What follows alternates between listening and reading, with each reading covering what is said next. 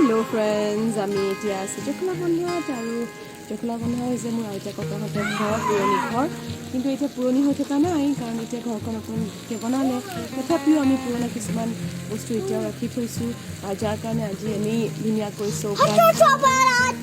চৌকাত বহি আমি এতিয়া ঠাণ্ডাত আমি উৰিছোঁ, বনাইছোঁ, মাছ বনাম এতিয়া। আৰু ইমানে বিৰাট উৎপাত কৰিছে, এনজয় কৰিছে, ফূৰ্তি পাইছে। খৰি জুইত বনোৱা যিটো আমেজ, সেইটো বাহ বাহ।